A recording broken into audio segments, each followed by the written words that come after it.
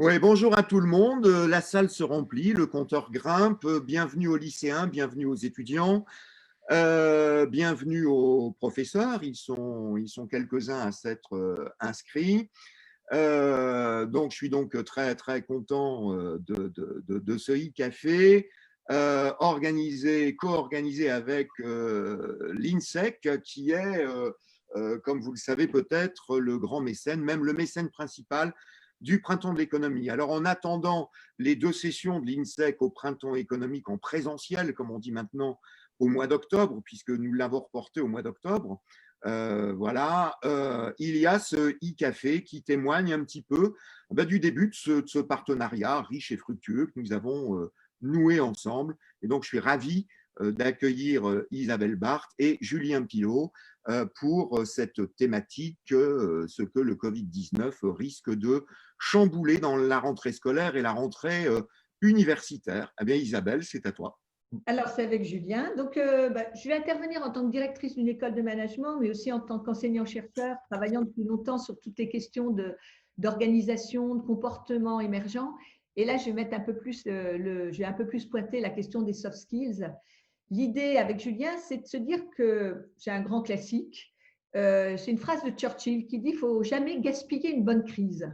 Et ne pas gaspiller une bonne crise, c'est en faire quelque chose. Et là, je voudrais faire passer des messages positifs pour la rentrée, parce qu'on a bien conscience que ce n'est pas simple. Donc, je vais dérouler avec Julien une petite conférence, un petit exposé, puis ensuite, j'espère qu'il y aura plein de questions qui seront inspirantes et j'espère qu'on lèvera un petit peu d'anxiété. Alors, il y a un grand chamboulement de la rentrée 2020 et je crois qu'il faut toujours pointer du doigt ce qui fait mal pour pouvoir en tirer quelque chose. Poser un diagnostic, c'est essentiel. On ne progresse pas en recherche en sciences sociales, en médecine, si on n'a pas posé le diagnostic.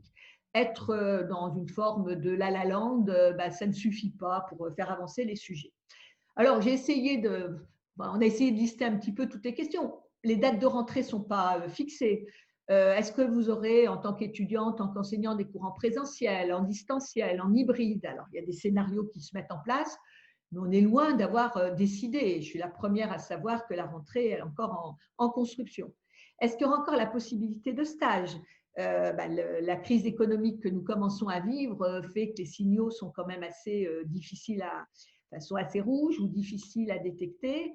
De la même façon, les contrats d'alternance, est-ce que les entreprises seront au rendez-vous pour aider les jeunes à avoir ce qu'ils s'attendent d'une formation de l'enseignement supérieur, de l'expérience professionnelle? Tout ce qui fait aussi, gérer la vie de l'enseignement supérieur, les travaux de groupe, comment ça va se passer, la vie associative, toute la question de l'international. Est-ce qu'on va pouvoir aller faire son séjour à l'étranger? Alors, j'ai envie de dire en ce moment, c'est peut-être bien que oui, peut-être bien que non, parce qu'on ne sait pas. Et c'est l'incertitude qui est le dominant, je dirais, de l'environnement. Alors, j'ai repris cette photo d'un film que j'aime beaucoup qui s'appelle Inception. Et c'est vrai qu'on est, je parlais de Chamboutou, mais vraiment en perte de repères. L'institution nationale, le trésor national qui est le baccalauréat, a même été remis complètement en cause, puisque cette année, il n'y a pas de bac ou un bac très différent, on va dire, et ainsi de suite. Les écoles de management connaissent aussi, par exemple, la disparition des oraux, les écoles d'ingénieurs aussi, les grandes écoles, pour leurs concours. Et on pourrait comme ça faire une liste très importante de perte de repères qui fait qu'en effet, on est dans un monde qu'on ne connaissait pas et qui n'est pas celui, en tout cas, sur lequel on pouvait tabler. Alors, ça peut se traduire par beaucoup de souffrance. Il y a peut-être dans nos auditeurs des gens qui sont en souffrance. Et je crois qu'il faut le savoir le dire. Il ne faut pas, je dirais, la capacité d'autonomie, c'est aussi savoir appeler à l'aide, savoir dire qu'on n'est pas bien. Ça peut être de la colère, et la colère qui va se tourner contre des institutions qui ne savent pas prendre de relais, des politiques qui ne savent pas décider, des profs qui ne savent pas assumer la continuité pédagogique. Mais la colère n'est jamais une bonne conseillère, comme on le sait souvent, et puis s'en prendre à des boucs émissaires n'est jamais non plus très fertile. Mais on a le droit d'être en colère.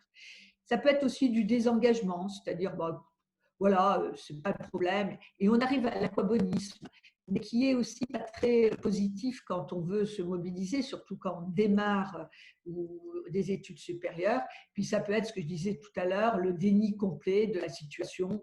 je ne veux pas savoir, et là, on ne fera pas quelque chose de constructif. Alors, je disais, il ne faut pas gaspiller une bonne crise, pour reprendre cette belle phrase de Churchill, et je reviens à ce grand classique quand on travaille sur la crise, c'est la transformation.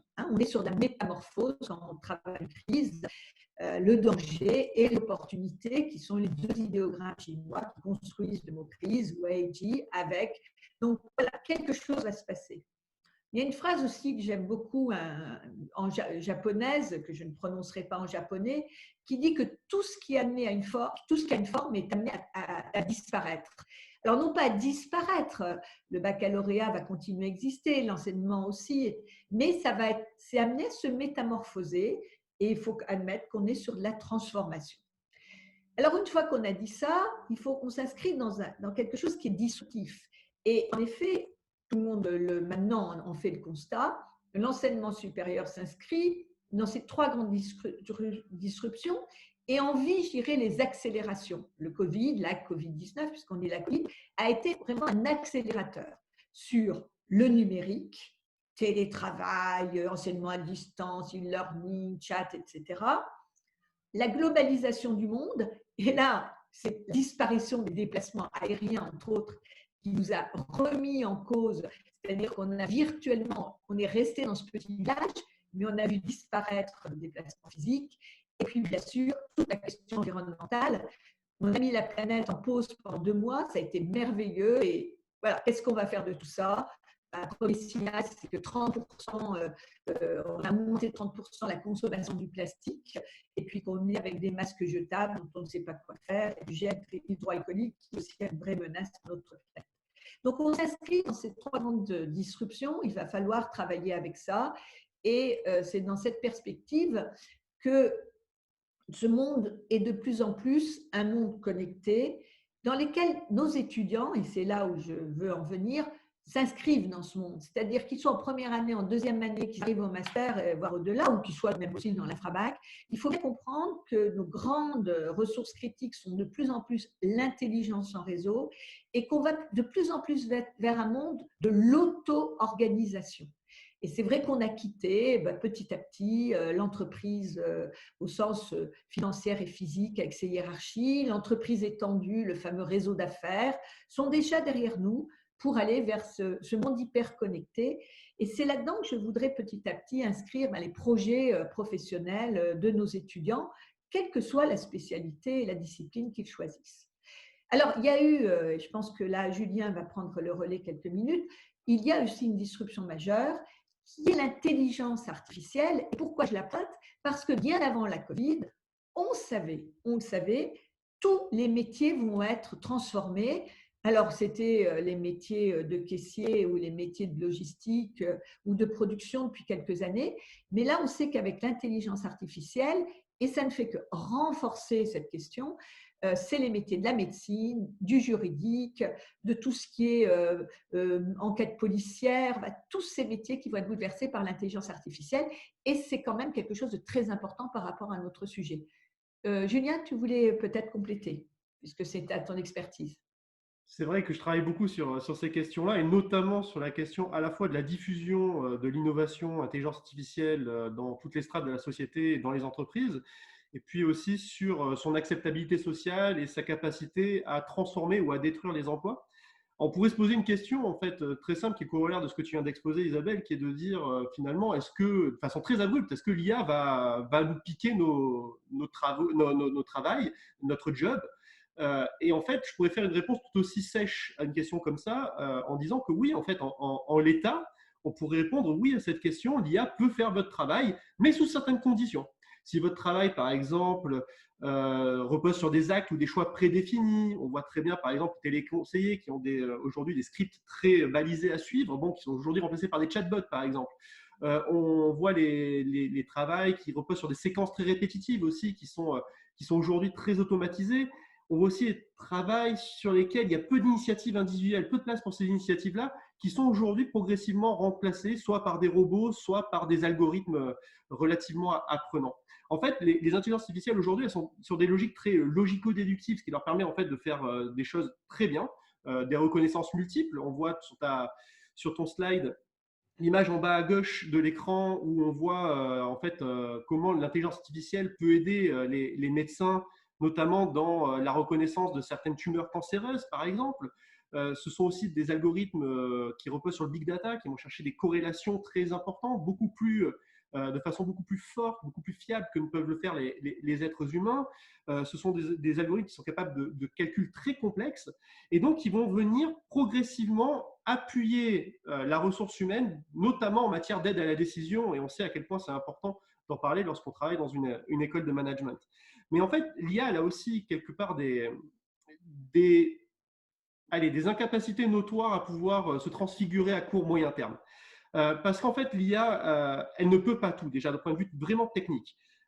C'est une technologie qui aujourd'hui est capable de faire des choses très bien, mais de façon ultra spécialisée. Vous ne pouvez pas demander, par exemple, à une intelligence artificielle qui a été entraînée à jouer aux échecs de jouer au jeu de Go, et encore moins de conduire une voiture autonome. Et de la même manière, vous ne pouvez pas demander à une intelligence artificielle qui est spécialisée dans le pilotage automatique de voitures dans certaines conditions de pouvoir battre le champion du monde du jeu de Go.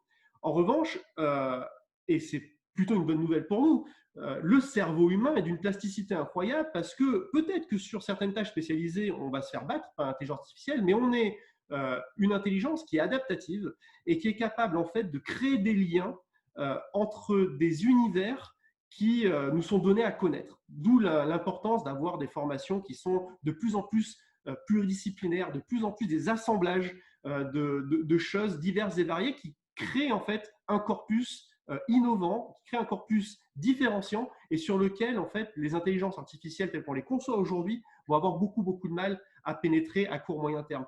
Et puis, je disais, l'IA ne peut pas tout faire sur un point de vue technique, ce n'est pas la seule limite qui est la sienne. L'intelligence artificielle a d'autres limites. Par exemple, est-ce qu'elle est acceptée socialement? Bon, on a vu par exemple dans les expériences récentes un hôtel japonais qui avait eu la vraie fausse bonne idée de remplacer tout son personnel par des robots en se disant que, un, ils allaient jouer la carte de l'innovativité et deux, que ça allait leur permettre des économies de coûts substantielles. Bon, ils ont fait machine arrière tout simplement parce qu'ils se sont rendus compte que d'une part, les robots étaient très souvent en panne. Les fameux écrans bleus Windows s'appliquent aussi aux robots qui sont pilotés par des intelligences artificielles. Et puis, ils se sont surtout rendus compte qu'en fait, les clients étaient très mal à l'aise vis-à-vis d'une interaction avec les robots et que ça faisait plutôt fuir la clientèle que ça ne l'attirait. Parmi les autres limites aussi qu'on pourrait mentionner, c'est peut-être les limites environnementales. On n'en parle pas assez souvent, mais derrière les intelligences artificielles, il y a des gros data centers, il y a de grosses capacités de calcul, et ces capacités de calcul sont absolument énergivores. Si je ne parle que de AlphaGo, donc une intelligence artificielle qui ne sert qu'à une chose, à jouer au jeu de Go. Elle joue très bien au jeu de Go, elle bat le champion du monde de jeu de Go à plat de couture, mais pour faire fonctionner AlphaGo, il faut l'équivalent d'une petite centrale électrique qui serait capable de générer 440 kWh. Keiji, le champion du monde humain du jeu de Go, son cerveau, il a besoin pour être alimenté tous les jours d'à peu près 20 kWh. Donc, on n'est pas du tout sur les mêmes ordres de grandeur. Et si demain, vous voulez répliquer l'intelligence artificielle à très grande échelle pour faire tout un tas d'actes en lieu et place des êtres humains, vous avez intérêt d'avoir la capacité de pouvoir produire de l'énergie en masse et surtout de pouvoir refroidir vos data centers très fortement parce que sinon, on va face à un mur climatique qui sera très important. Donc voilà, tout ça pour vous dire que pour tout un tas de raisons, l'intelligence artificielle va aider les humains à faire mieux certaines tâches, éventuellement de façon très sporadique, va permettre aussi de remplacer l'humain par la machine, mais sur des tâches à très faible valeur ajoutée, et que les humains qui auront la capacité de pouvoir travailler en symbiose avec la machine, vont être capables pendant très longtemps de pouvoir contribuer à la création de valeur dans le cadre des entreprises. Et puis, un dernier peut-être exemple qui est très parlant, sur lequel je travaille beaucoup et que j'aime communiquer dessus, il y a un corps de métier que tout le monde connaît d'ailleurs, qui est assisté par l'intelligence artificielle depuis très, très, très longtemps. C'est dans l'aéronautique, ce sont les pilotes d'avion. Les pilotes d'avion qui sont depuis plus de 30 ans maintenant assistés par des pilotes automatiques qui deviennent de plus en plus intelligents. Tant et si bien qu'on pourrait tout à fait imaginer pouvoir monter dans des avions qui se pilotent automatiquement par la machine et éventuellement avec un contrôle humain à distance. Sauf que déjà, d'une part, la réglementation ne le permet pas. Et d'autre part, depuis le temps que la technologie existe, est brevetée, elle est mature, en fait, on se rend compte que les compagnies aériennes sont très réticentes à supprimer les pilotes d'avion dans le cockpit, tout simplement parce qu'ils sont capables de faire des mesures en urgence, parfois nettement mieux que la machine, en ayant une capacité de distinction qui est souvent supérieure, avec un libre arbitre qui appartient encore de nos jours à l'espèce humaine. Et puis aussi parce qu'ils se sont rendus compte que les consommateurs étaient assez frileux à l'idée de monter dans des avions qui sont pilotés entièrement par la machine. Alors, Julien, peut-être que tous nos étudiants qui nous écoutent ne vont pas être pilotes d'avion, mais D'accord, la bonne nouvelle dans ce que tu dis, mais- c'est qu'en effet, et c'est ce que j'essaie de dire, c'est que l'intelligence artificielle, elle est là, qu'il va falloir faire avec, et que par rapport à la rentrée, c'est un élément qui compte, c'est ça?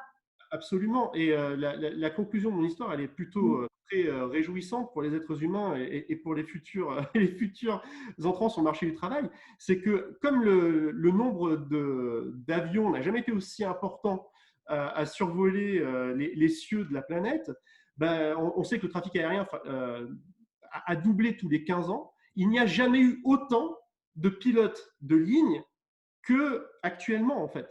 Et pourtant, on est sur un métier qui aurait pu être potentiellement remplacé par la technologie. Et non, on a des pilotes d'avion qui sont aujourd'hui formés de façon native à travailler en symbiose avec la technologie. Et c'est vers quoi tend l'enseignement supérieur finalement.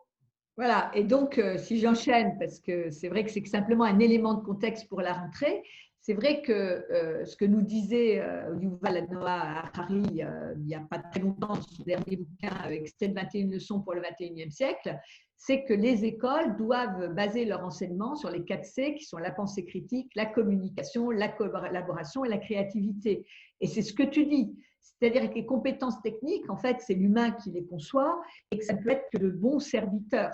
Les compétences, la technologie telle que l'IA peut être un très mauvais maître, mais ça peut être un très bon serviteur. Et il faut en faire un serviteur. Et je crois que c'est là-dessus aussi qu'on va continuer à réfléchir tous ensemble sur l'enseignement supérieur. C'est-à-dire qu'il faut être dans des compétences générales qui nourrissent la capacité à affronter le changement et à apprendre des choses nouvelles. Et c'est le message qu'on veut faire passer à tous ceux qui sont à pour l'entrée. C'est remettre l'intelligence humaine au centre. C'est ce que tu viens de nous dire pour la question d'accessibilité, de créativité et non pas de répétition algorithmique, c'est faire l'intelligence artificielle. Alors, l'idée, c'est qu'en effet, de plus en plus, les entreprises attendent de nos étudiants et de nos futurs diplômés, professionnels, des compétences douces. Non pas les compétences techniques qui peuvent être potentiellement remplacées et qui sont déjà par plein de machines et encore plus maintenant par l'IA, mais aussi les compétences douces qui sont ce qu'on appelle les compétences relationnelles et personnelles. Et là, ce que je voulais pointer, ce que je voulais vous faire passer, c'est que ces compétences du XXe siècle, voilà une liste tout à fait, une nomenclature, il en existe plusieurs. Mais ce que je voulais, et on est tous ensemble à vouloir vous passer, c'est que ce que vous vivez actuellement, avec cette future rentrée très, très difficile à vivre, eh bien, c'est l'occasion de cultiver les soft skills dont vous aurez besoin dès votre premier stage, même mener vos études et voir pour ensuite une alternance, une insertion professionnelle. Alors, j'en prends quelques-unes. La persévérance, qui est une des soft skills attendues par les entreprises. En ce moment, vous êtes en train de la cultiver parce que vous devez persévérer dans vos projets de poursuite d'études, dans votre construction de votre installation dans une université, une école ou une formation, quelle qu'elle soit. Et voilà. Et ça, il faut en prendre conscience. C'est-à-dire que vous êtes en train de travailler à être un être beaucoup plus persévérant. La pensée critique. Avec tout ce qui s'est passé dans le flux d'informations qu'on a pu avoir, eh bien, vous avez bien vu, encore ce matin, la fameuse étude du Lancet qui a conduit à renoncer à certains traitements, eh bien, elle est en train d'être mise en cause. Donc, vous êtes en train de cultiver depuis des semaines votre pensée critique. Et ça, c'est attendu pour votre futur passeport de compétences. Et vous ne vous résumerez pas un passeport de compétences, on est bien d'accord. Donc ça, c'est des choses qui sont essentielles et prenez-en conscience et sachez le cultiver. De même, la curiosité. Vous avez eu l'occasion d'être beaucoup plus sur les réseaux sociaux pendant le confinement. Voilà, cultivez votre curiosité, ce que vous avez déjà su faire et avancer. Le stress dont nous parlions, l'anxiété, l'environnement anxiogène, la résistance au stress fera partie aussi des grandes compétences attendues pour la suite. Vous la cultivez et il faut que vous en preniez conscience. La motivation, être quelqu'un de motivé, ce petit moteur qui pousse à agir et qui nous amène tous les jours à avoir envie d'aller vers des nouveaux projets, de travailler avec des équipes. Eh bien, vous êtes en train, en gardant cette motivation, vous êtes en train de la cultiver aussi. Donc, vous vous préparez ensemble à un monde que les militaires ont appelé VUCA, volatile, incertain, complexe et ambigu, mais vous êtes en train d'y être beaucoup plus préparé, je dirais, que des étudiants des années précédentes qui vivaient dans une atmosphère assez sereine, où les repères étaient là, où tout était présent et qui sont, je dirais, beaucoup moins en situation ou en capacité d'être dans les attentes des entreprises pour ce qu'on appelle maintenant le monde de demain ou le monde de l'après-Covid. Qu'est-ce que tu en penses, Julien? Je te suis à 100%. Voilà. Donc, en accéléré, tout le monde, hein, c'est valable pour les professeurs, mais les étudiants en accéléré sont une génération là, qui va arriver avec mais qui aura, tu es d'accord, beaucoup plus ces compétences attendues. Absolument. Absolument, et on le voit à chaque fois qu'on fait des enquêtes auprès des entreprises, ce sont des compétences qui reviennent de façon systématique dans les attendus pour pouvoir passer le cut tout simplement des entretiens d'admission. Et les entreprises, en fait, recherchent de plus en plus des individus qui soient capables de pouvoir se remettre en question tout au long de leur vie, de pouvoir faire preuve de flexibilité, de pouvoir en fait apporter aussi un peu d'esprit critique et de contradiction vis-à-vis de la stratégie mise en place par les entreprises et qui font corps en fait avec la complexité du monde. On sait que les entreprises, avec leurs objectifs de production, ont souvent, passez-moi l'expression, mais un peu la tête dans le guidon, et elles attendent en fait de leurs nouveaux collaborateurs, leurs nouvelles collaboratrices, qu'elles apportent en fait cette vision du monde, d'un monde qui s'est complexifié et qui a bougé, qui est parfois passé en dessous des seuils radars des entreprises qui sont vraiment, encore une fois, complètement poussées par leurs impératifs productifs à tout simplement à optimiser l'existant plutôt qu'à penser le coup d'après. Et elles attendent en fait de cette génération, en se mettant de plus en plus en mode projet, en se mettant de plus en plus en mode agile, même si le terme est un petit peu galvaudé. Elles attendent de ces personnes-là qu'elles soient capables en fait de préparer les coups d'après parce qu'elles prennent mieux conscience de la complexité du monde et notamment de l'interaction avec les nouvelles technologies, mais pas uniquement. Et le message qu'on veut vous faire passer, c'est qu'en fait, ce que vous vivez comme une épreuve très difficile, c'est aussi une capacité à être beaucoup plus en prise avec votre avenir. Voilà. Le monde de demain, on l'a dit, ça va être, de toute façon, c'était déjà inscrit. Moins de déplacements, parce que l'environnement ne peut plus supporter ces déplacements qu'on a pu avoir, que j'ai pu avoir, moi, prendre l'avion pour aller à une conférence. On s'en rend compte, c'est peut-être pas si utile que ça.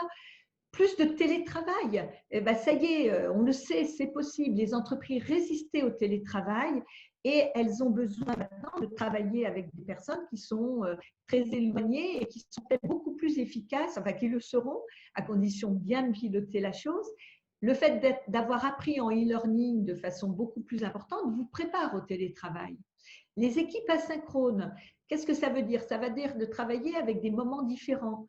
C'est déjà inscrit. Quand on travaille, ce qui est mon cas, avec les États-Unis et la Chine en même temps, on est obligé de savoir travailler en asynchrone, de laisser des messages, de préparer des choses et d'avoir des courts moments où tout le monde peut travailler en mode éveil, j'ai envie de dire. Et ça, vous l'apprenez avec les nouvelles modalités d'enseignement que vous avez déjà eues pendant le confinement ou que vous aurez à la rentrée. L'autonomie, je parlais d'un monde où tout le monde est en auto-organisation, où on attend de vous, Julien le disait, d'être beaucoup plus agile, beaucoup plus force de projet. Eh bien, voilà, vous êtes obligé là, par la force des choses, à être beaucoup plus votre propre intrapreneur, votre propre entrepreneur de votre vie. Et sachez l'inscrire dans votre savoir-faire. Le mode projet dont on parlait, de plus en plus, et le télétravail va nous y obliger, va amener à dire à nos collaborateurs, on vous propose un projet. et on vous demande de le mener à bien. Et on te demande de le travailler en autonomie et pas d'attendre toujours qu'on te donne la next step, la marche suivante. La résilience, c'est immense la résilience, c'est cette capacité à rebondir. Et vous verrez que votre monde, je m'adresse aux étudiants, ben ça sera un monde, on l'a dit, incertain, où les choses vont être très mobiles. Et il faut être résilient, il faut savoir rebondir. On vous y oblige là pratiquement. Eh bien, sachez en tirer quelque chose. Pareil pour l'incertitude, travailler dans un monde incertain. Et l'agilité dont Julien parlait, c'est l'agilité, c'est savoir mettre les relations et l'intelligence devant les process et les processus. Et ça, vous serez véritablement interpellé là-dessus. Donc, vous allez être beaucoup plus préparé grâce à cette épreuve au monde de demain. Donc, l'idée, c'est de ne pas subir. Ne subissez pas, ne vous mettez pas en mode adaptatif, mettez-vous en mode proactif pour faire avancer les sujets. Les héros, on l'a dit, sont très ordinaires actuellement. Ce sont des gens qu'on a qualifiés d'invisibles. On le sait quand on travaille sur le management, il n'y a pas d'invisible dans une entreprise. Il y a des gens qui contribuent d'une façon très différente. Je prends toujours l'exemple de l'orchestre. Un orchestre et une magnifique symphonie, on a l'impression qu'il n'y a que les violons ou les cordes qui jouent ou les instruments avant. Et puis en fait, sans le petit triangle qui va faire un ding au bon moment, ben, la symphonie, elle n'aura pas la même musique, elle n'aura pas la même saveur. Donc, je crois que l'idée de se dire qu'on est tous des héros au quotidien et qu'on a tous des choses cachées sous nos chemises ou des capes invisibles, elle est extrêmement importante. Ça veut dire aussi de se faire confiance, d'avoir beaucoup d'estime de soi. Et c'est le message qu'on avait envie de vous faire passer aujourd'hui et qu'on a envie d'entendre et éventuellement de répondre à vos questions. Julien, tu veux compléter mon propos ? Non, tu as dit vraiment tout ce qu'il fallait dire. Je rajouterais peut-être juste une petite chose. C'est finalement, on dit que vous êtes une génération d'entrepreneurs. Derrière les difficultés qui se présentent à nous tous, en fait, du fait de cette rentrée qui est complètement chamboulée, oui, ayez un esprit d'entreprise aussi vis-à-vis de votre formation. C'est ce que tu disais, hein, cet esprit d'intrapreneuriat un petit peu. Être entrepreneur de votre formation, ça veut dire quoi? Ça veut dire être proactif, Isabelle l'a dit. Et ça veut dire également peut-être d'être un peu plus en mode solution. Il est très facile parce que le monde va être plus compliqué, parce que les interactions sociales vont être peut-être plus compliquées, notamment peut-être avec les équipes administratives, avec les professeurs, avec vos propres collègues de promotion, parce que le monde va devenir asynchrone. Il est très facile de râler, mais en entrepreneur, il est pas dans la définition des problèmes, il est dans la recherche systématique de solutions. Votre solution. Ça demande beaucoup de proactivité. Ça va vous demander beaucoup plus de proactivité, mais encore une fois, bonne nouvelle, c'est ce qu'on demande aujourd'hui sur le marché du travail. Donc, pour résumer, c'est pas simple, c'est même très compliqué. C'est pas ce qu'on aurait souhaité parce que on était dans des représentations classiques. Je vais retourner en cours, que je sois prof ou étudiant, je vais avoir mon école, je vais avoir mes études, je vais avoir. Voilà, ben non, c'est pas ça. Mais le monde ne s'écoule pas. Simplement, le monde, il a retransformé et on est vraiment dans la métamorphose et c'est vous qui pouvez faire bouger les lignes. Et en tout cas, ce qui est la bonne nouvelle, on le répète, c'est que vous êtes en ligne avec de toute façon ce qu'on attendait de vous et vous pouvez le faire valoir en mode complètement accéléré. Donc, je n'ai pas envie de dire que c'est une chance, mais c'est une opportunité. Oui, donc on a quelques questions. Une question de Jean-Louis Lambert, puisqu'on a beaucoup parlé du numérique, sur le fait, est-ce que notre collaboration avec l'intelligence artificielle peut être créatrice d'emplois? Et j'ajouterais également, est-ce que ça peut conduire aussi, on sait qu'on a des analyses économiques qui montrent une possible polarisation des emplois aussi. Alors, moi, je vais répondre simplement parce que Julien prendra la parole, je pense qu'il est beaucoup plus expert que moi. C'est clair que cette difficulté de l'insertion professionnelle, elle ne va pas concerner tous les étudiants de la même façon. Hein, on est très clair, d'ailleurs, ce n'est pas pour les stages ou l'alternance.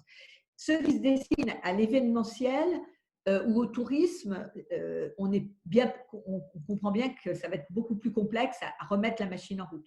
Ceux qui vont vers des métiers très techniques, ou voir des métiers style logistique, qui a été vraiment le boom. Hein, la grande distribution, la distribution a connu un boom incroyable. Ça ne sera pas la même problématique. Donc, il y a déjà une polarisation, il y a déjà des une grande diversité selon les secteurs d'activité, tout simplement. Ça, c'est la première chose. Après, je laisse Julien compléter sur l'aspect plus IA et remplacement des métiers ou évolution des métiers. En fait, j'aimerais pouvoir répondre à cette question, mais je vais devoir en fait botter un petit peu en touche parce que moi, je suis économiste, je suis pas futurologue. Et en fait, on pose souvent la question de savoir effectivement si l'intelligence artificielle va détruire des emplois. Probablement qu'elle en détruira. Est-ce qu'elle va créer des emplois? Probablement qu'elle en crée déjà. C'est même pas probablement, c'est une certitude. Mais la balance entre les deux, savoir si dans le rien de la destruction créatrice, on sera davantage sur de la création que de la destruction, ben moi j'ai envie de dire que l'avenir n'est pas du tout écrit et que ça va dépendre des choix collectifs et individuels que l'on va faire. Quels sont les choix d'adoption de certaines technologies? Quels sont les choix collectifs en matière tout simplement de régulation des technologies? J'ai donné pas mal d'exemples tout à l'heure pour montrer aussi certaines limites techniques qui sont aujourd'hui difficilement dépassable, en tout cas en l'état actuel de la technologie, au niveau de l'intelligence artificielle. Donc au final, c'est très difficile de savoir si le bilan emploi, à la fin de ce grand mouvement, on va dire, de disruption technologique par l'intelligence artificielle, sera plutôt positif ou plutôt négatif. Et en fait, les études que l'on peut aujourd'hui, dont on peut prendre connaissance aujourd'hui, elle témoigne en fait de cette incertitude parce qu'il y a des grands écarts. Il y a certaines études qui considèrent qu'il y aura 9% de destruction d'emplois dans les pays de l'OCDE du fait de l'intelligence artificielle, de la robotisation, quand d'autres prévoient plutôt des ordres de grandeur aux alentours de 40-42%. Quand il y a des grands écarts comme ça, hein, façon Jean-Claude Van Damme, quoi, c'est qu'en fait on n'en sait rien parce que, encore une fois, il y a trop de zones d'incertitude autour de l'acceptabilité sociale de la technologie, autour des questions environnementales qui vont peut-être amener ou pas les gouvernements à réguler l'utilisation de ces technologies qui sont très énergivores. Leur acceptabilité sociale et donc leur capacité à pouvoir pénétrer notamment la sphère B2C des marchés. Et puis, Isabelle l'a dit, effectivement, en fonction des secteurs d'activité, l'emprise de l'intelligence artificielle ou même du digital de manière très large ne sera pas du tout la même. Il y a des métiers, ou en tout cas des corps de métiers ou des activités qui sont nettement plus solubles dans le digital que d'autres. Donc, c'est très, très compliqué de faire une réponse vraiment catégorique. Ce qui est certain, c'est que ceux qui auront accepté d'être en dialogue avec l'intelligence artificielle, quel que soit le secteur, arriveront à se remobiliser, à faire évoluer leur métier, comme ça a toujours été le cas depuis la nuit des temps. Hein. On aura toujours des exemples, les porteurs d'eau ou les allumeurs de réverbères n'ont pas disparu du jour au lendemain. Ils ont évolué sur d'autres métiers et il y a des textes historiques savoureux là-dessus. Donc, je crois que c'est simplement la capacité aussi à accueillir les nouvelles technologies, quelles qu'elles soient. Et voilà, je crois que ce n'est pas une question de quantité, si tu es d'accord, c'est une question aussi de qualité du métier. Il y a beaucoup de métiers où l'intelligence artificielle va remplacer des tâches très ingrates et on a peut-être mieux à faire de son temps et de sa réalisation personnelle. Une question, je veux prolonger en fait un peu cette question sur les emplois et la polarisation des emplois. On sait qu'il y a une course-poursuite en fait entre le progrès technique d'un côté et l'éducation de l'autre côté, et l'enseignement et notamment l'enseignement supérieur. Comment vous voyez en fait cet impact du numérique sur l'enseignement et en retour de l'enseignement, est-ce qu'il va permettre en fait de donner une prime à ceux qui vont dans l'enseignement supérieur et dans quel type de formation? Alors, je ne sais pas s'il y aura une prime. Ce qui est clair, c'est que le secteur de l'enseignement supérieur est extrêmement impacté par le numérique et on en a vu l'accélération énorme. Plein de profs qui n'auraient jamais quitté leur salle de classe physique se sont mis en ligne au e-learning. Mais comme toute chose, c'est le dosage qui est la clé. Et je pense qu'aller vers du tout e-learning, ça serait complètement ridicule. D'ailleurs, il y a quelques années, au moment des MOOC, les fameux cours massifs en e-learning, on s'est rendu compte que c'était tout simplement un épuisement mental et puis qu'on supprimait toutes sortes d'attachements à l'université ou à l'école qui les faisait. Je crois que dans les années 2000, moi j'ai beaucoup travaillé sur l'avènement des sites marchands de consommation. C'était incroyable quand vous relisez il y a seulement 20 ans tout ce qui est écrit par d'éminents chercheurs. Il n'y aura plus de magasins, il n'y aura plus de vendeurs, on va tous acheter en e-learning. 20 ans après, les magasins sont plébiscités. On a envie d'aller en magasin. Pourquoi? Parce que nous sommes des animaux sociaux, que nous avons besoin de la relation. On en parle beaucoup avec la distanciation sociale. Et ça ne se remplace pas. Et qu'on va vers ce qu'on appelle en distribution l'omnicanal, c'est-à-dire qu'on passe du magasin au site marchand et on va vers ce qu'on appelle un service sans couture. C'est-à-dire qu'on va aller à minuit choisir des chaussures sur un site quelconque, que je ne citerai pas, mais on va être très content d'aller à la boutique du coin, papoter avec la vendeuse ou le vendeur, voilà, pour les essayer. Et je pense que l'éducation, c'est un service qu'on rend. Et il va évoluer vers exactement la même chose. Il est d'ailleurs déjà en train d'évoluer, c'est-à-dire ce qu'on appelle maintenant l'hybride, c'est-à-dire passer de cours que je vais apprendre tout seul en autonomie. Je vais aller dans une salle de classe virtuelle en webinaire, comme on est en train de faire, parce que j'ai besoin de rattrapage ou de conseils. Et puis, je vais quand même rejoindre à un moment le présentiel parce que j'ai besoin d'être dans les salles, j'ai besoin de voir mon prof, j'ai besoin de voir aussi mes camarades et mes collègues. Et qu'on n'ait pas, je le disais, une formation ne se résume pas à un paquet de cours, à un paquet de compétences. Ce qu'on va appeler en service le non substituable, eh ben, c'est les profs, c'est les enseignants. Par contre, il faut peut-être qu'eux aussi s'adaptent à le positionnement qu'ils ont vers les étudiants et qu'ils ne soient pas dans ce qu'on était dans le surplombant, c'est-à-dire je t'apprends et je te dis la connaissance, mais beaucoup plus dans une forme d'interaction. Et je crois que Julien, tu l'as expérimenté ces dernières semaines. Le passage au e-learning a été aussi quelque chose de très… un rapport différent à tes étudiants. Clairement, un rapport différent. Et puis, en ce qui me concerne, en fait, ça fait maintenant plusieurs années que je fais des enseignements à distance. Et il est clair que si cela demande un effort d'adaptation, de part et d'autre d'ailleurs, il y a quand même une bonne nouvelle derrière tout ça, c'est qu'il n'y a pas, comment dirais-je, il n'y a pas de changement, il n'y a aucun renoncement sur les objectifs pédagogiques des cours. C'est des adaptations du contenu à des outils qui sont différents et des temporalités qui sont différentes. Et donc, derrière, on a effectivement des outils de visioconférence qui permettent, on les a beaucoup expérimentés, Isabelle l'a dit ces dernières semaines, qui permettent de faire des pastilles, des webinaires, ce genre de choses à distance. Et on a des parcours de formation qui vont devenir de plus en plus blended, hybrides, comme le disait Isabelle. Et ça veut dire quoi? Ça veut dire qu'en matière de temporalité de l'enseignement ou de l'apprentissage, ça va changer quand même quelque chose à peu près fondamental, parce qu'au niveau du distanciel, on va demander beaucoup plus d'autonomie. On en a parlé pendant la présentation tout à l'heure avec Isabelle, ça demande aux étudiants de devenir beaucoup plus autonomes, beaucoup plus rapidement autonomes qu'auparavant. Et qui dit plus d'autonomie, dit aussi plus de responsabilité. Il est très facile de se disperser parce que justement en distanciel, il y a plus de sollicitations, elles sont multiples et variées, il y a plus de facilité peut-être à procrastiner et donc il y a peut-être plus de facilité à décrocher. Et donc cette autonomie qui s'accompagne d'un niveau de responsabilité participe d'un processus d'apprentissage et d'acquisition de compétences qui vont être très utiles dans le monde de l'entreprise. Et puis le présentiel, du coup, le présentiel qui est toujours quelque part quelque chose d'absolument indispensable dans l'enseignement, il sera peut-être plus dédié à l'approfondissement que uniquement à la verticalité dont parlait Isabelle tout à l'heure, à l'approfondissement, à l'interactivité un peu plus poussée, peut-être avec des groupes d'étudiants un peu plus restreints en plus, ce qui va permettre peut-être d'aller un peu plus au fond des choses et d'avoir des temps en fait de qualité lorsqu'ils seront en présentiel, de très forte qualité avec une très forte valeur ajoutée. Et puis pour prolonger la réflexion d'Isabelle, la finalité de tout ça, c'est quoi finalement? C'est nous préparer au travail, c'est nous préparer au monde de l'entreprise. Et effectivement, l'entreprise, je le répète souvent, mais dans l'entreprise, il y a entre. Et en fait, c'est quoi une entreprise? C'est une alchimie de compétences. Ce sont des hommes, des femmes, mais également des ressources financières, matérielles, qui font un bout de chemin ensemble à un moment donné, en mettant en commun ce qu'ils peuvent apporter pour un objectif commun qui est de la création de valeur.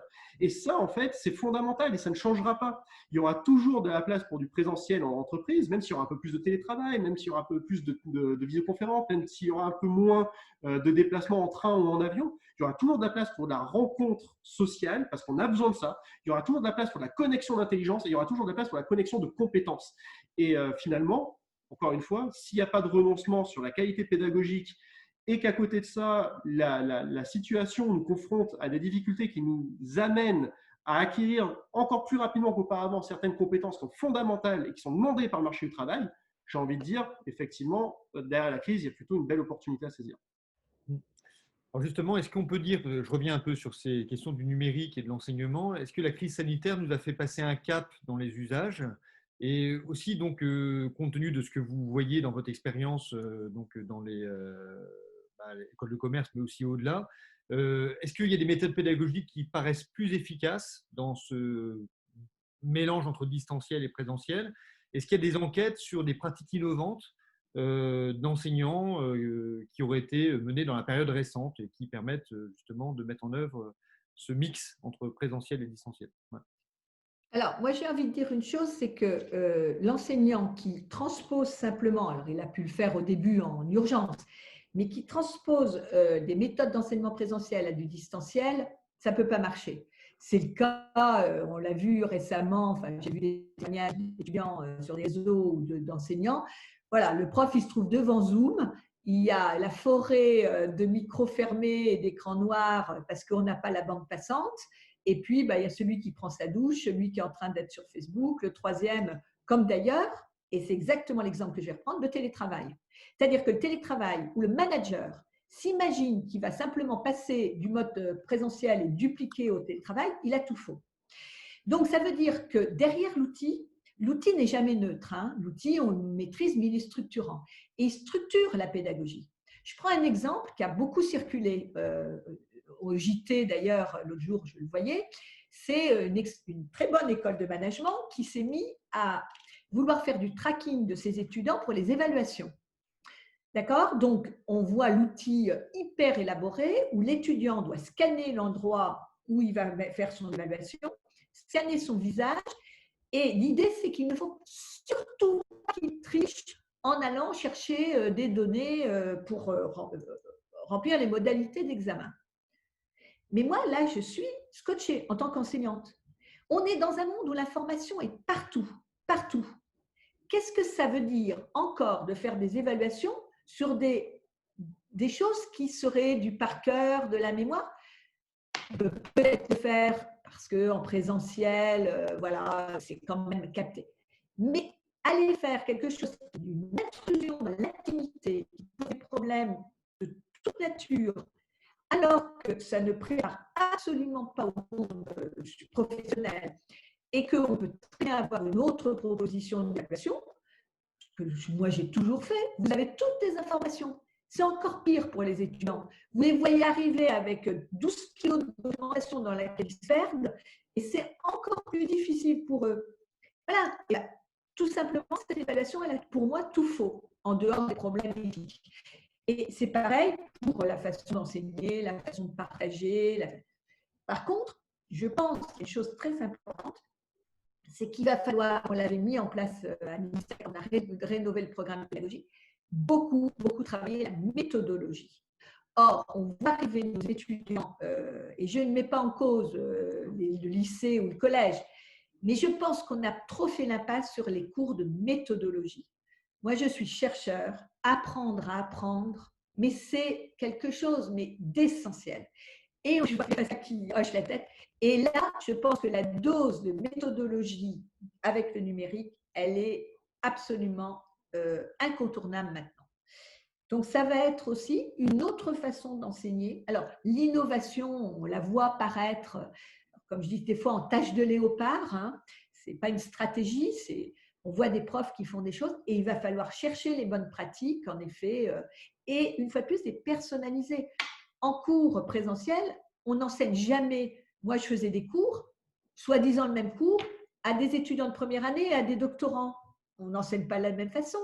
On a les mêmes objectifs en termes d'apprentissage, mais on ne va jamais les enseigner de la même façon. C'est pareil en virtuel. Et ça, c'est un des risques du virtuel, c'est le paquet tout prêt, hein, le truc encapsulé et qu'on va balancer à tout le monde, du bac+1 au bac+8 ou de l'infrabac, parce que c'est le cours de comportement du consommateur ou c'est le cours de compta gêné. Ben non, ça ne s'enseigne pas de la même façon. Il y a justement sur cette question de l'articulation entre les savoirs et les soft skills, Donc, c'est une question qui se pose. Vous avez évoqué l'enseignement secondaire. Elle se pose dans l'enseignement secondaire. Ça fait longtemps qu'on parle de tout ça, hein. Mais comment développer? Donc, on voit bien qu'il y a, avec ce choc de la crise sanitaire, il a fallu d'un coup passer un cap sur les techniques du numérique qui n'étaient absolument pas préparées, hein, ni du côté des enseignants, ni du côté des élèves. Mais comment développer ces soft skills qui sont nécessaires aujourd'hui, parce qu'en fait, on en a besoin pour l'enseignement et au-delà, alors même que c'est vrai qu'il y a toujours la nécessité, malgré tout, dans l'enseignement secondaire, de savoir demander qui sont assez importants à acquérir jusqu'à la fin du lycée, et avec aussi donc, des évaluations qui sont imposées, et donc des contraintes institutionnelles qui sont aussi très très fortes, particulièrement dans des classes à 35 au lycée. Ouais. Alors, moi, je travaille actuellement avec un groupe en prépa de rénovation de programmes des prépas ECT et donc aussi STMG. Et on a cette réflexion-là. Les enseignants, ils le sentent, tout ça, ils le savent. Et c'est vrai que je pense que les savoirs, et c'est de la reproduction, ont beaucoup trop masqué les savoir-faire. C'est-à-dire que l'intelligence, elle est aussi dans le geste, elle est aussi dans l'action. Le savoir tout seul, c'est du gaz. Et on a beaucoup trop nié l'intelligence de l'action. Et ça, c'est un grand souci. Et on a beaucoup trop nié ce qui est l'émotionnel, le relationnel. Voilà. Et ça, on appelle ça maintenant des soft skills, ce qui était le classique savoir-faire, savoir-être. Or, le savoir-être est essentiel. Les soft skills sont essentiels. Je peux vous dire, moi, je manage depuis des années. Le relationnel. Pourquoi des gens qui sont incompétents sont au sommet de la pyramide? Parce qu'ils ont su actionner du relationnel. Voilà. Et donc là, je crois qu'il y a en effet sur le champ de tout, mais de la pédagogie, c'est d'effacer un peu les savoirs qui de toute façon sont partout et de savoir, et l'intelligence artificielle peut renforcer ce côté du savoir qu'on trouve partout et savoir s'équiper d'une intelligence de l'action. C'est-à-dire, je sais mettre en œuvre, et ça va occulter, et la soft skill, c'est-à-dire ce qu'on disait, l'esprit critique. Alors, comment faire? Parce qu'en effet, là, je voyais une petite question d'un lycéen qui dit, mais la reine des soft skills, c'est la réflexivité. La réflexivité, c'est quoi? C'est se regarder faire. Et quand je vous disais tout à l'heure, vous avez de l'esprit critique, vous avez de la résilience, il faut écrire, il faut se regarder, il faut que les profs aident aussi les élèves à ces qualités-là. Et je pense que là, on est un peu au Moyen-Âge. Ça, je pense qu'il y a beaucoup de choses à faire, peut-être avec des tiers que simplement des enseignants qui n'ont pas forcément non plus le savoir-faire à ce niveau-là. Julien, je te laisse, j'ai beaucoup pris la parole. Non, mais je suis complètement d'accord avec toi. Tu as tout dit. La réflexivité, c'est évidemment le cœur. Le cœur, et d'autant plus que, encore une fois, et c'est le fil rouge depuis le début de ce webinaire, on entre dans une situation anormale, inconnue, avec beaucoup de paramètres qui sont chamboulés. Moi, quand j'arrive dans un environnement dans lequel je n'ai pas l'habitude d'évoluer, la première chose que je fais, c'est je fais mon auto-diagnostic. Quels sont mes points forts, quels sont mes points faibles dans ce nouvel environnement? Et effectivement, la réflexivité, c'est ça, c'est se regarder soi-même pour comprendre finalement quelle est sa valeur ajoutée dans un environnement qui peut être complètement chamboulé. Et dans le cadre de la rentrée, il va falloir que nos étudiants, de façon rapide, soient capables de faire cet effort de réflexivité pour très vite comprendre quels sont les points sur lesquels ils peuvent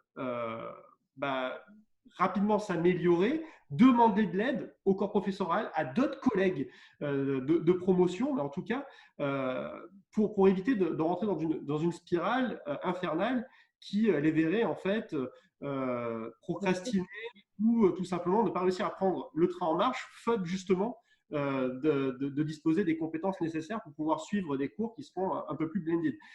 Et au-delà de ça, en fait, la question qui est posée, évidemment, elle ne se résume pas uniquement à l'enseignement supérieur.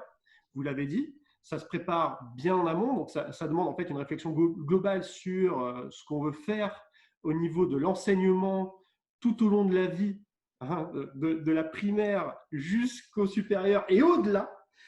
Donc ça demande une réforme, en tout cas une réflexion autour d'une réforme potentielle globale notre système éducatif, mais au-delà de ça, j'ai envie de dire, c'est quasiment aussi une réforme sociale qu'il faut faire. C'est un changement sociétal dans son ensemble qu'il faut éventuellement envisager.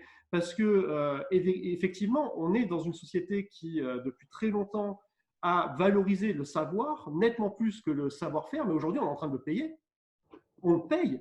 On le paye lorsqu'on regarde ou lorsqu'on écoute tout simplement des entrepreneurs qui nous disent qu'ils cherchent des savoir-faire qu'ils ne trouvent pas ou qu'ils ne trouvent plus en France ou pas en quantité suffisante.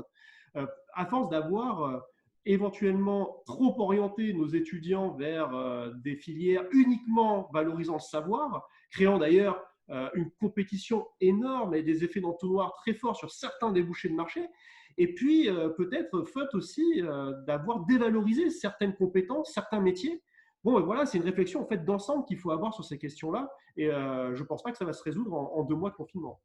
Alors, il y a des très bonnes pratiques qu'on peut observer dans les pays du Nord. Par exemple, moi, j'ai vu dans des pays du Nord, j'étais il n'y a pas longtemps en Norvège, la gestion des conflits, qui est enseignée dès la maternelle. La gestion des conflits, ça vous poursuit toute la vie, savoir gérer un conflit. Et ça, c'est quelque chose de très important. Et ce qu'on dit, c'est le learning thinking, le design thinking, qui a été beaucoup, beaucoup promu, mais qui reste cloisonné ou enquisté dans quelques écoles d'ingénieurs.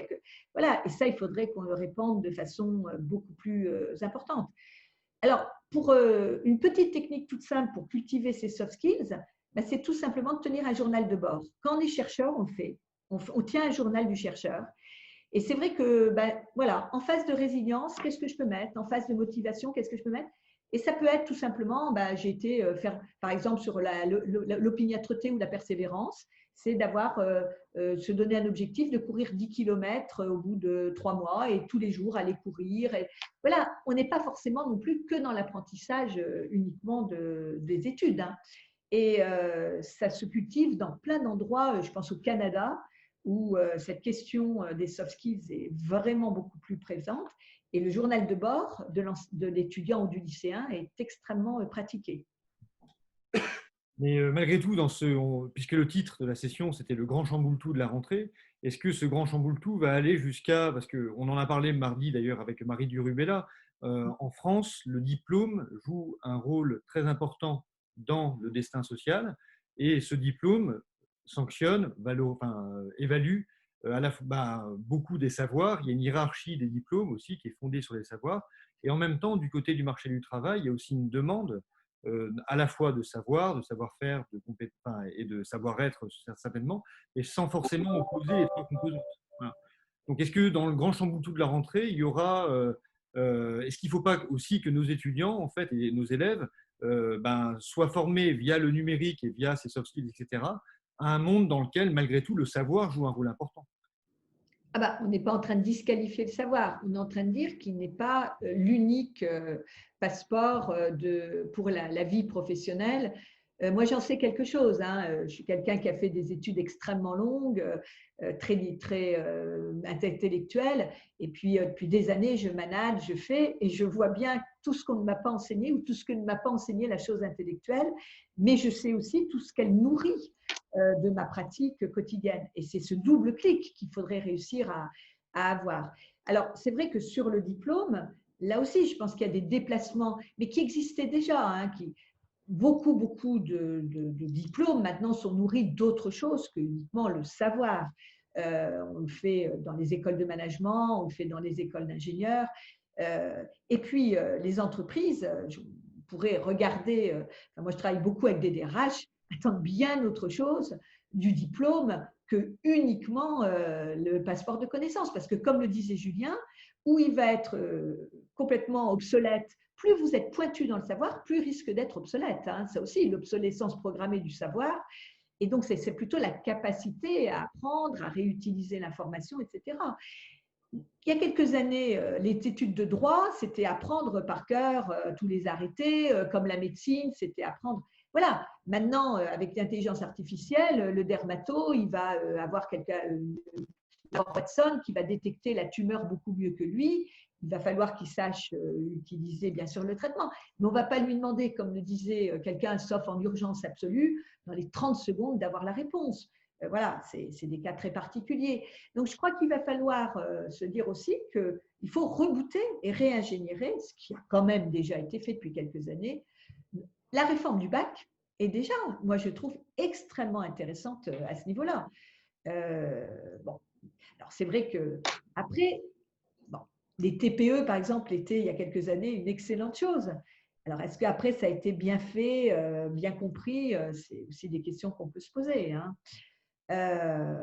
Voilà, c'est, je crois, plus que des fois le fond, où je crois qu'on est tous d'accord, c'est dans la méthode qu'il va falloir être un peu plus pointu. Et la COVID, là, le moment du confinement, était une façon de se poser des questions et de se bousculer. Je répète, il y a des profs qui n'auraient jamais quitté leur salle de classe, qui sont maintenant à l'aise sur Zoom ou qui font leur e-learning sans problème.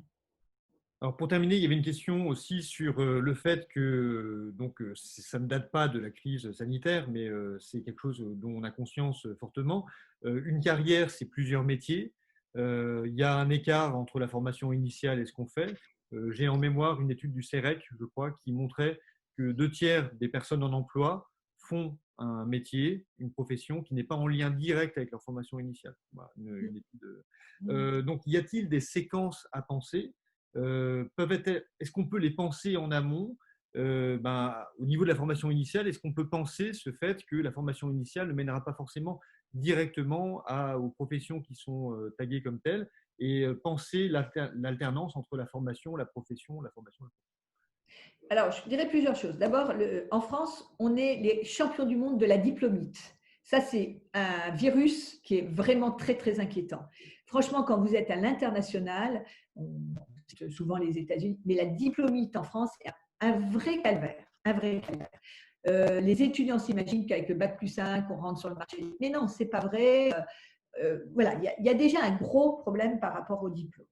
Il faudrait être capable d'être, ce que disait Julien, dans la formation tout au long de la vie. C'est-à-dire, j'ai 2 ans d'études, j'arrête, je travaille 3 ans, je reviens aux études, etc.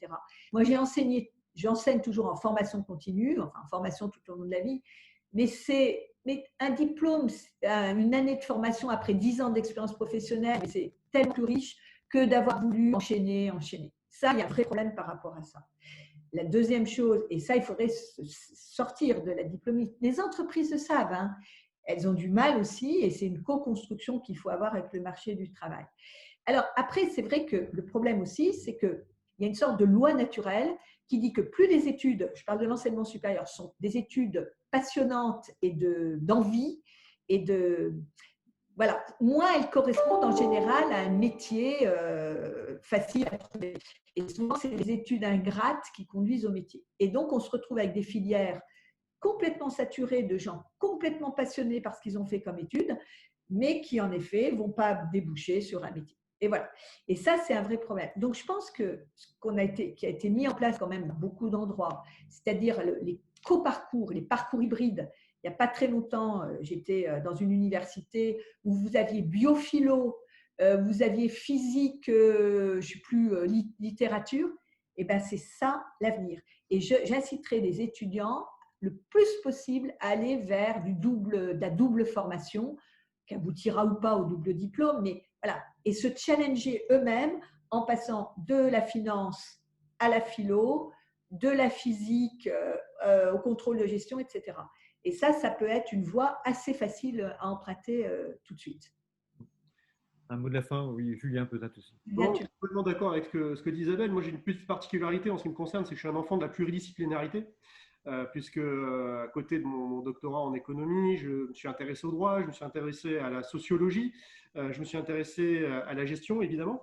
Et en fait, tout ça, pour vous dire quoi? Pour dire que sur ma petite expérience personnelle, hein, qui ne concerne peut-être que moi, mais j'ai la faiblesse de considérer que dans le monde actuel, va concerner de plus en plus de personnes, cette capacité finalement à pouvoir très rapidement jongler d'un champ de connaissances à un autre me permet en fait de développer des savoir-faire qui sont non pas ultra spécialisés, mais très généralistes et qui permettent en fait d'être très flexibles, d'être très adaptables sur tout un tas de sujets qu'on arrive mieux à comprendre, qu'on arrive mieux à cerner, sur lesquels on arrive d'ailleurs à jeter des ponts assez intéressants de façon assez innovante, parce que ça nous permet d'avoir un panorama, on va dire un peu plus d'ensemble.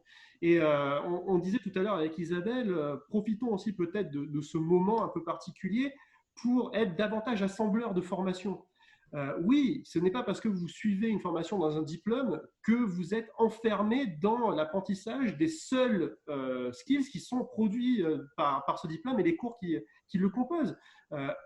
Soyez curieux, ouvrez les portes des bibliothèques, allez suivre des conférences à l'université sur des formations dans lesquelles vous n'êtes pas forcément inscrit, suivez des webinaires divers et variés, parce que ça, en fait, tout ça, c'est un trésor, c'est un investissement, et c'est un trésor qui va vous permettre derrière d'être nettement plus flexible sur le marché du travail et de pouvoir rebondir tout au long de votre vie. Parce que l'effort marginal qu'il faudra faire lorsque vous quitterez une expérience professionnelle au bout de 3, 4, 5 ans pour pouvoir rebondir sur un autre projet, il sera nettement plus faible que quelqu'un qui aura suivi un cursus de formation ultra spécialisé. Et puis, dernière chose, j'ai une autre particularité, c'est que j'ai passé quasiment 5 ans de ma vie à être manager dans un cabinet d'études. Et on parlait de la formation, la question des diplômes tout à l'heure. Ben, la question des diplômes, globalement, effectivement, qui est très structurant dans notre pays, la question n'est pas là. Le diplôme, je vais vous dire sincèrement, c'est ce qui vous permettait d'avoir un entretien. Parce que ça me permet effectivement de savoir quels sont vos savoirs. Mais ce qui vous permettait d'avoir le job, ce n'est pas le diplôme, c'est les compétences relationnelles. C'est ce que j'allais réussir à cerner en une demi-heure, 1 heure, 2 heures d'entretien sur ce que vous allez pouvoir m'apporter sur le plan humain, sur la capacité à pouvoir aussi répondre à une mission et puis très rapidement switcher sur une autre. Voilà, et ça, je vous garantis que les entreprises, parce qu'elles sont rationnelles, d'une certaine façon, ils font de plus en plus attention. Je rebondirai sur… Il n'y a pas très longtemps, je travaillais sur des CV avec des étudiants et je suis toujours frappée par la pauvreté des CV. Un diplôme, j'ai eu tel diplôme, mais en général, pour un recrutement, ce n'est pas le CV, c'est pas le diplôme qui va. Ça va être j'ai été moniteur de ski, j'ai fait un voyage autour du monde, j'ai accompagné mon grand-père, là c'était le cas malheureusement dans la fin de sa vie pendant plusieurs semaines. Et c'est ça la richesse de l'être humain. Et je peux vous dire que quand on fait du recrutement, de la RH, on va chercher des choses comme ça. Et quand vous allez interroger votre entourage, vous vous rendrez compte que vous avez été recruté sur bien autre chose que uniquement le passeport du diplôme. Et en tout cas, si vous êtes convoqué, si vous êtes recruté sur le diplôme, vous pouvez être licencié sur le savoir. On le dit beaucoup, recruté sur le savoir, le diplôme, et licencié sur le savoir-être. Parce que vous pouvez être un monceau de compétences et un diplômé formidable. Si vous êtes un sale con, je suis désolée de le dire, de toute façon, personne n'aura envie de bosser avec vous et vous ne ferez pas le bon collègue ou le bon collaborateur dont on a envie. Donc, je crois que les choses évoluent trop lentement, mais elles évoluent quand même. Et c'est vrai que quand on se tourne à l'international, honnêtement, on le voit. Hein. On le voit beaucoup, beaucoup plus qu'en France. Il faudra quand même qu'on sache faire un peu bouger les lignes encore plus vite à ce niveau-là. Voilà, alors ça pourra faire l'objet d'une autre session, certainement, parce que ces questions de comparaison internationale sont au cœur. Sont passionnantes. Complètement. Et c'était une question aussi de Jean-Louis Lambert, mais je pense qu'on pourrait faire une session entière là-dessus, sur la comparaison des systèmes, qu'on a aussi un tout petit peu abordé avec Marie Durubella, et à travers pas seulement PISA, mais aussi d'autres choses sur la vie adulte, etc. En tout cas, un très grand merci à Isabelle, un très grand merci à Julien, très grand merci à l'INSEC aussi pour à la fois son soutien au Printemps de l'économie et à cet événement. Je signale que nous avons d'autres événements bientôt, donc notamment avec l'INSEC, donc avec Jean-Marie Cardeba, donc le 18 juin, sur le marché du vin en turbulence. Voilà, donc un titre que nous avons trouvé pour aborder en fait le marché globalement, mais à travers cet exemple du vin, puisqu'en fait il y a toutes les composantes d'un marché qui est très différencié, à la fois du côté de l'offre et de la demande, et qui est en même temps dans la turbulence, dans la crise actuelle. Nous avons également donc jeudi prochain un événement avec la CDC sur la transition énergétique, jeudi 11, et d'autres événements avec la Banque de France sur le rôle des banques centrales dans la crise. On vous remercie. Rémi, vous savez quel est le produit qui a connu le boom de vente le plus important pendant le confinement? Les pâtes. Les haltères. Les haltères. Ah oui. J'ai vu les chiffres hier. Alors, d'après Jean-Marie Cardeba aussi, donc les Oh ventes de ben, vin, non, mais par oui, contre, oui. il y a eu du déstockage des caves, paraît-il. Ouais, ouais. Bon, En c'était tout pour cas, finir sur une note où le physique est aussi important, hein. Il n'y a pas que on a beaucoup parlé du savoir, de la cervelle, mais mens sana in corpore sano, hein. Ne l'oublions pas, c'est aussi essentiel. je vais de ce pas faire un tour alors. Voilà. Allez, merci à tous, merci à tous, merci à tous ceux qui étaient là et à très bientôt donc sur nos Merci, lignes. Voilà, merci, à bientôt. à bientôt.